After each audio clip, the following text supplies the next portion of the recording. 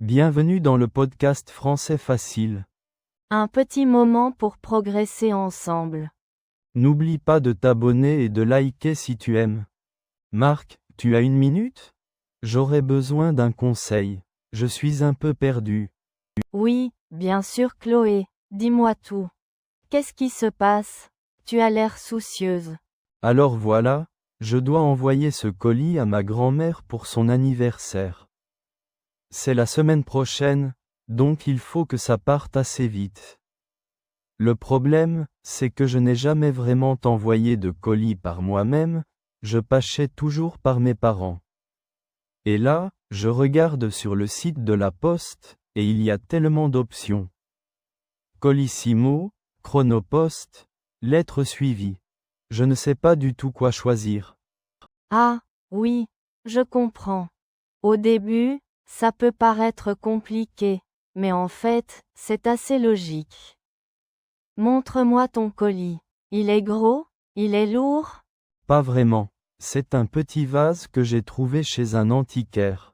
Il n'est pas très lourd, peut-être 1 kilo et demi avec l'emballage. Mais surtout, il est fragile. C'est ça qui m'inquiète le plus. D'accord. La première chose, la plus importante, c'est l'emballage. Tu l'as bien protégé?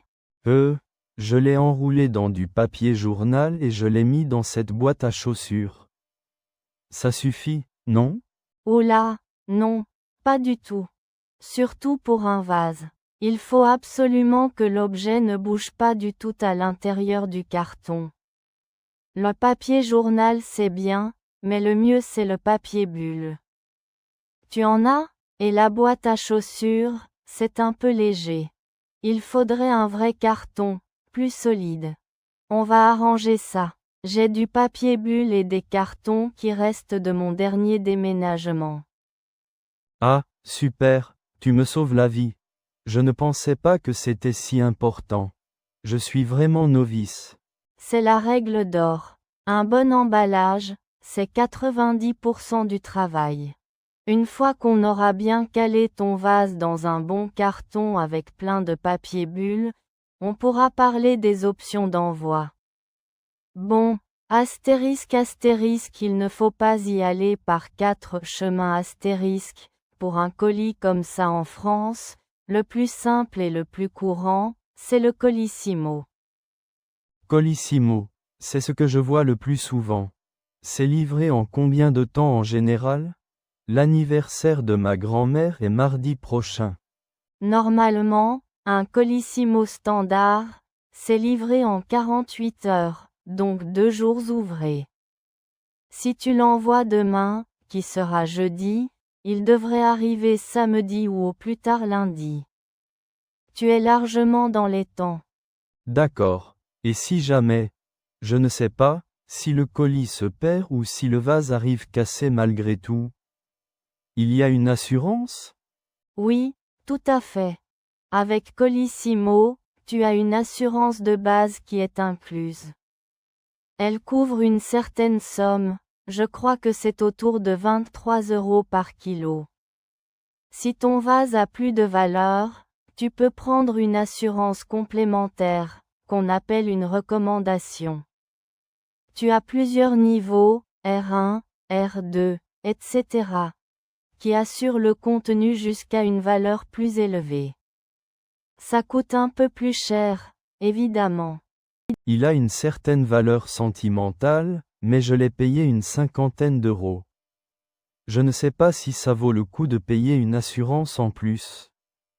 Et Chronopost, c'est quoi la différence? Chronopost, c'est le service express. C'est pour une livraison le lendemain avant 13 heures. C'est très rapide et très fiable, mais c'est beaucoup plus cher. Franchement, vu que tu as encore presque une semaine, ça ne sert à rien de payer le double ou le triple. À moins d'être très en retard, on évite. Le prix pourrait te faire tomber dans les pommes Tomber dans les pommes? Et ne pas y aller par 4 chemins. Tu utilises des expressions marrantes. Ça veut dire quoi exactement? Ah oui, pardon, c'est des expressions courantes. Tomber dans les pommes, c'est une façon imagée de dire s'évanouir, perdre connaissance. Quand tu vois un prix exorbitant, tu peux dire pour rigoler, j'ai failli tomber dans les pommes.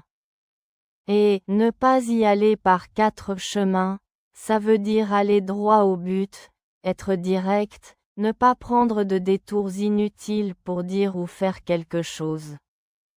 Quand je te dis ça pour le Colissimo, ça veut dire que c'est la solution la plus directe et évidente, sans chercher des alternatives compliquées. D'accord, je comprends. C'est bon à savoir. Donc, je récapitule. On refait l'emballage avec ton super matériel, ensuite je choisis l'option Colissimo standard, sans assurance supplémentaire. Et après, comment ça se passe? Je dois remplir une fiche à la main au bureau de poste? Tu peux, mais le plus simple et un peu moins cher, c'est de le faire en ligne. Tu vas sur le site de la poste, tu rentres les coordonnées de l'expéditeur, c'est-à-dire toi et celles du destinataire ta grand-mère. Tu pèses le colis avec une balance de cuisine pour avoir le poids exact, tu paies en ligne par carte bancaire, et tu imprimes le bordereau d'envoi que tu colles sur le carton. Et si je n'ai pas d'imprimante? Pas de souci. Tu peux quand même tout préparer en ligne, et tu recevras un QR code sur ton téléphone.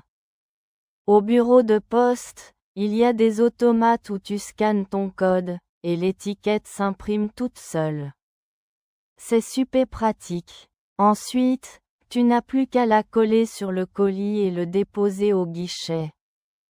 Tu auras un numéro de suivi qui te permettra de voir en temps réel où est ton colis. Génial. C'est beaucoup plus clair maintenant. Ça me paraît faisable. Merci beaucoup Marc. D'ailleurs, ça me fait penser, tu ne devais pas envoyer des documents importants à ton frère au Canada?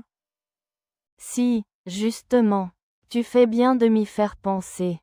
Pour moi, c'est différent. Comme c'est une lettre pour l'international, je dois acheter un timbre spécifique, monde. Et comme il y a des documents avec une petite valeur, je vais l'envoyer en lettre suivie internationale. C'est comme le Colissimo, mais pour les courriers. Ça permet d'avoir un suivi jusqu'à la distribution dans certains pays, dont le Canada. Je dois aussi remplir une petite déclaration de douane, la CN22, car c'est en dehors de l'Union européenne. C'est une petite étiquette verte où je dois juste décrire brièvement le contenu et indiquer sa valeur. C'est obligatoire. Ah oui, la douane, je n'y avais pas pensé. C'est encore une autre étape. Décidément, envoyer quelque chose, c'est tout un art. On s'y fait vite. Allez, viens, on va chercher le carton et le papier bulle. On prépare ton colis pour ta grand-mère, et si tu veux, on peut aller au bureau de poste ensemble cet après-midi. Je déposerai ma lettre en même temps. Ce serait parfait. Franchement, merci, tu m'as enlevé une grosse épine du pied. Je me sentais complètement submergé. Mais de rien, c'est normal de s'entraider. La prochaine fois, c'est toi l'experte. Merci de nous avoir accompagnés dans cette histoire. N'oublie pas, chaque mot te rapproche de la fluidité. Continue d'écouter et d'apprendre, et on se retrouve dans le prochain épisode.